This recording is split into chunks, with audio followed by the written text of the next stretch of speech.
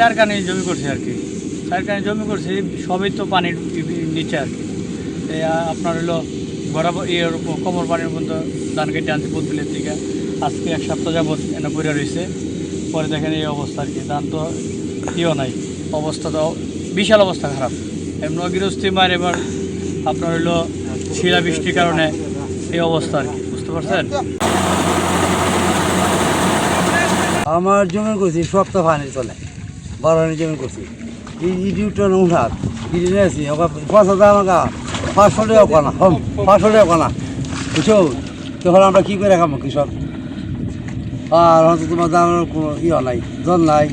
এই 20,000 টাকা নিতে ওই এবার হয়তো ওই কামলা কষ্ট দিয়া, আর কৃষকেরা কিস্তা তোলা, কৃষকেরা কিস্তা থাকবে না। খরচ তো মনে করেন ক্ষেত রাখা হয়েছে 20,000, নেওয়া 20,000 40,000 হলো, আর খরচ তো বাদ ওই। আগে তো আমরা কাজ করছি 600 700, এরপরে মাজনের মতি গতি তো ঠিক নাই। ওখানে মাজনে হইতেছে আমি মরা, ওখানে তোমরা যদি আমরা না দিকে নেও তো এখন আমরা কেমনে বাঁচমু, ওখানে আমরা 700 টাকা কইরা দিয়ে মাজনও মরা ওই মাজন দাম লইছে না ওখানো।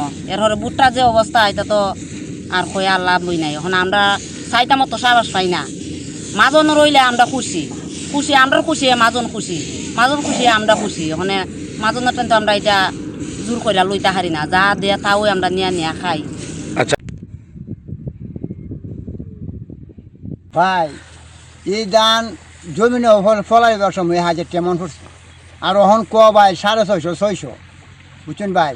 আমরা কেমনে বাঁচবো ভাই? সরকারি যদি সহযোগিতা না করে তো আমরা কেমনে চলবো? আগামী দিকে দৃষ্টি কেমনে করবো ভাই? আমরা কোনো লাভ নাই ভাই, সব কাজটা এও তো রাওয়ারটা কদিনে খাইছে, 3 দিনে খাইছে, আওয়ারটা শেষ করেছে, রাখছে না রাওয়ারটাকে। আর কি করবো ভাই? আমরা সরকারে যদি আমরা একটু হেল্প করে আমরা বাঁচি নেই ভাই, মরি গিয়ে।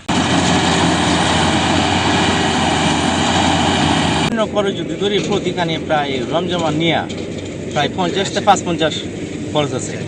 কিন্তু এই বছর যে একটা পরিস্থিতি দেখতেছি আমরা, কিন্তু আমরা গড়তে এটা বইরা দিতে বইরা পুরাই লসের, কিন্তু পাওয়ার মতন কিছু না।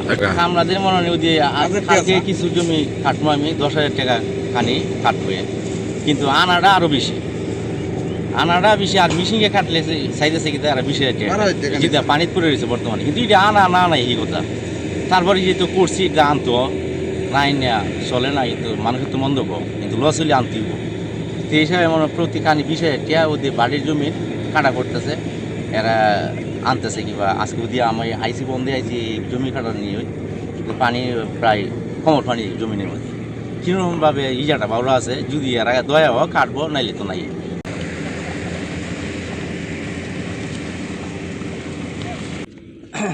বর্তমানে হাওয়ারের অবস্থা খুবই খারাপ। যে ধান কানিতে প্রতি কানিতে 60,000 টাকা মতো খরচ হয়েছে। বর্তমানে কাটাইতে গেলে 20,000 টাকা, গাড়ি ভাড়া কামলা খরচ আরও গিয়া 40,000 টাকার উপরে খরচ আছে। যে গৃহস্থের যে পরিস্থিতি গৃহস্থের যে কোনো রকমেই ধান বেচছ আরও আর্থিক ঋণ করো আপনার এইবার পরিশোধ হইতো না। গৃহস্থের অনেক গৃহস্থ ঋণী এবং অনেক গৃহস্থ আপনার এইবার গৃহস্থী অনেকেই ছাড়িয়ে দিব যে